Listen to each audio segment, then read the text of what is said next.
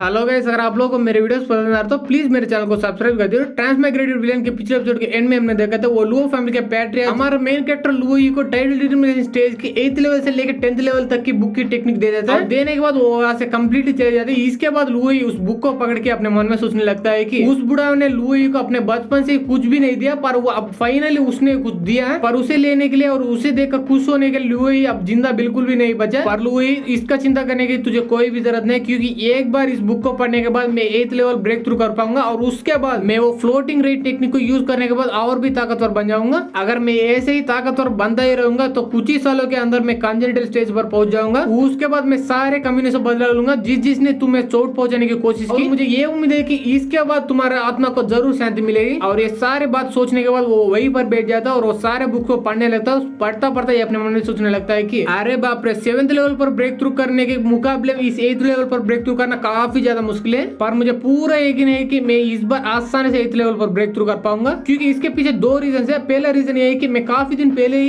एकदम पीक तक पहुंच चुका हूँ 7th लेवल का, और उसके बाद ये बुक में नॉर्मल बुक्स के मुकाबले काफी डिटेल में लिखा हुआ है 8th लेवल पर पहुंचने का। और ऐसे ही कुछ देर बीत जाता है और बुक को पूरी तरह से कंप्लीटली पढ़ लेता है और इसके बाद उस बुक को पूरी तरह से जमा देता है। उसके बाद ये सोचने लगता है वो बुढ़ा हमारे लुओ फैमिली का पैट्रियर्च है, फिर भी वो मेरे फादर को विजिट करने के लिए ये रात का समय चूज कर लिया। इसका मतलब ये है कि वो बुढ़ा किसी को पता चले बिना यहाँ पर आ चुका चोरी छुप के। अगर ऐसी बात है तो इस बुक को किसी ने देख लिया मेरे पास, उसके बाद उस बुढ़ाओ के ऊपर मुसीबत आएगी, क्योंकि हमारे फैमिली रूल्स के मुताबिक किसी को बंदों की यानी उस पैट्रियर्च को भी ये परमिशन है कि वो इस जैसे 8th लेवल और उससे ऊपर वाले टेक्निक्स को मुझे या यंगर जनरेशन किसी बंदे को देने की। इसलिए अगर मैं इस एविडेंस को यही पर बर्बाद कर दूं, इसके बाद उस बुढ़ाओ पर कोई भी मुसीबत नहीं आएगा, क्योंकि वो बुक देके मुझे वो बुढ़ाओ ने एक फेवर कर दिया, इसे उस फेवर का मैं एहसान जरूर मानूंगा और ये बुक को डिस्ट्रॉय करूंगा। ये बोल के उस बुक को अपने हाथों से पूरी तरह से बर्बाद कर देता है। उसके बाद वो वहीं पर ही रहकर 8th लेवल को ब्रेक थ्रू करने की कोशिश करता है और उसके साथ साथ फ्लोटिंग रेट टेक्निक को मास्टर करने की कोशिश भी करता है।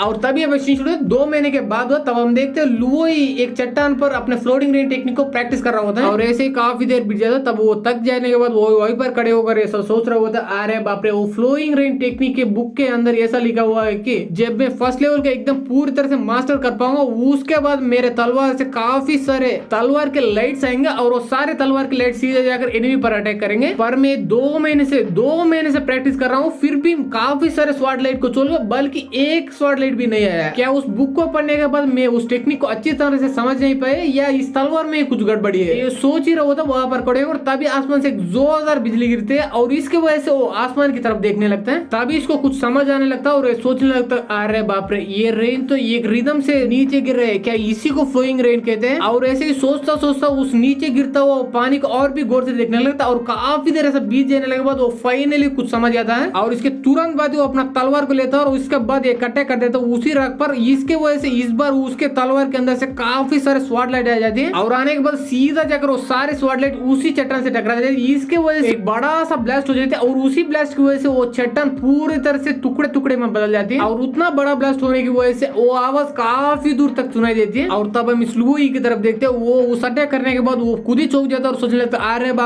बाप रे, फ्लोइंग रेन टेक्निक का पहले लेवल इतना स्ट्रांग है। नहीं, ऐसा बिल्कुल भी नहीं हो सकता। ये फर्स्ट लेवल की पावर बिल्कुल भी नहीं हो सकता, क्योंकि इसका बर्बादी इतना हाई है कि उस अटैक के बाद वो चट्टान ही नहीं बल्कि उसके अंदर का पूरा जमीन पर ही गड्ढा बन गया। इसलिए मुझे ऐसा लग रहा है ये टेक्निक उसी फ्लोइंग रेन टेक्निक में कोई अननोन टेक्निक होगा जो किसी ने अभी तक बिल्कुल भी डिस्कवर नहीं कर पाया। अगर ऐसी बात है तो इस टेक्निक को ढूंढने वाला और कोई नहीं बल्कि मैं हूँ, इसलिए मैं ही इस टेक्निक का एक नाम रखूंगा और अब से इस टेक्निक का नाम होगा स्वॉर्ड ऑफ ब्लू रेन। और आगे जाकर मैं इस sword of blue rain technique को और भी इंप्रूव करके और भी ताकतवर बना दूंगा। और इस टेक्निक को तो मानना ही पड़ेगा, क्योंकि ये एक ही अटैक में इतना बड़ा गड्ढा बना दिया है। इस टेक्निक को मैं हमेशा यूज बिल्कुल भी नहीं कर सकता, क्योंकि इस टेक्निक में कोई डिसएडवांटेज भी है और वो डिसएडवांटेज ये है कि इस टेक्निक को एक ही बार में यूज करने की वजह से मेरा अंदर का पूरा एनर्जी खत्म हो चुका है। तो आगे जाकर मैं इस टेक्निक को ऐसे ही बिल्कुल भी यूज नहीं करूंगा। जब लाइफ एंड डेथ का समय आ चुका हो तब भी इस टेक्निक को यूज करूंगा। ये सोच ही रहा होता तभी वहां पे कुछ लोग आ जाते हैं और बोलने लगता है कि मुझे लगता है यही से उस बड़ा सा ब्लास्ट हो गया है। सुनने बाद उन्हीं में एक और बंदा बोलने लगता है, मुझे ऐसा लग रहा है इतना बड़ा ब्लास्ट हो चुका है, इसका मतलब ये की हो सकता है ये यहाँ पर कुछ तो गड़बड़ चल रही है। और इस सारे लोगों को देखने के बाद लुई वहां पे चुप जाता है और सोचने लगता है, अरे बाप रे, मुझे लगा ही था इतना बड़ा ब्लास्ट होने के बाद कोई ना कोई तो यहाँ पर जरूर आएगा, पर मुझे बिल्कुल भी ये नहीं लगा था कि इतना सारे लोग और इतना जल्दी आएंगे यहाँ पर। इसलिए अब समय आ चुका है यहाँ से सुमड़ी से निकलने का। और ये बोल के वो सुमड़ी से निकलने लगता है। उतने में वो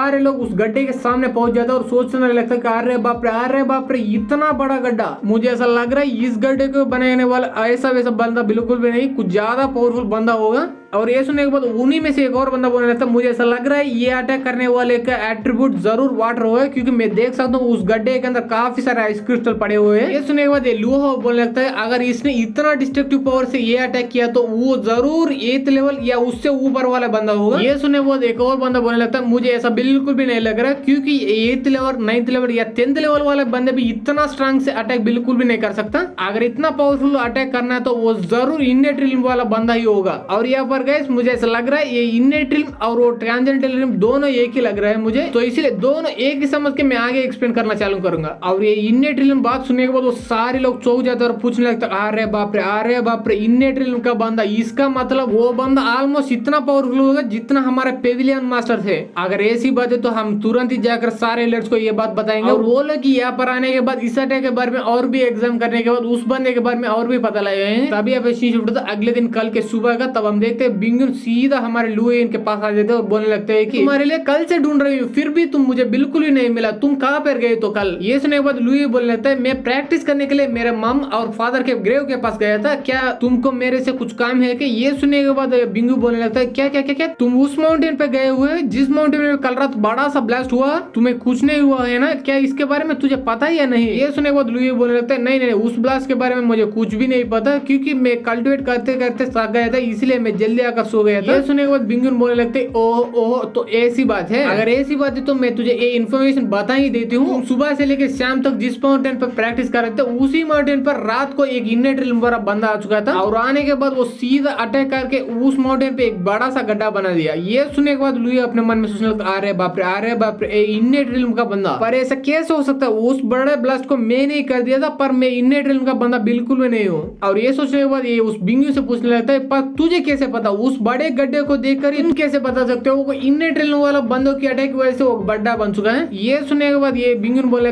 ओहो तुझे भी यही डाउट आ रहा था, मुझे भी पहले यही डाउट आ रही थी, इसलिए मैं जाकर सारे एल्डर्स को बताया इसके बारे में। इसके बाद वो सारे एल्डर्स उस गड्ढे के पास गए, उस गड्ढे को इंस्पेक्ट किया और ऐसा काफी देर चेक करने के बाद उस गड्ढे के अंदर एक इन्नेट रिल्म बंदे वाले की पावर की ऑरा महसूस हो गई। ये सुनने के बाद तुरंत ही लुई अपने मन में सोचने लगता अरे बाप रे मुझे ऐसा लग रहा है मैं जिस टेक्निक को कल रात परफॉर्म किया उस टेक्निक ही एक इन्नेट रिल्म वाली टेक्निक है, क्योंकि मैं अभी तक इन्नेट रिल्म में बिल्कुल भी नहीं पहुंचा हूँ, पर वहाँ पर उस गड्ढे के अंदर एक इन्नेट रिल्म वाली बंदे की पावर की आ रहा है और इसके पीछे वो पॉसिबिलिटी के अलावा कोई और पॉसिबिलिटी मेरे माइंड में बिल्कुल भी नहीं आ रही है। सच बात है तो ये मेरे लिए वरदान है, क्योंकि इस टेक्निक को मैं जितना इंप्रूव करके जितना और स्ट्रांग बना दूं उतने ही तेजी से मैं इन्नेट रिल्म पर पहुंच जाऊंगा। तो इसलिए मुझे उस टेक्निक पर आगे जाकर काफी अच्छा ध्यान देना चाहिए। ये सोचने के बाद ही हमारी ये वीडियो यहीं पर खत्म हो जाती है। वीडियो अच्छी लगी तो लाइक कर दे, सब्सक्राइब कर दे, शेयर कर दे and thanks for watching guys.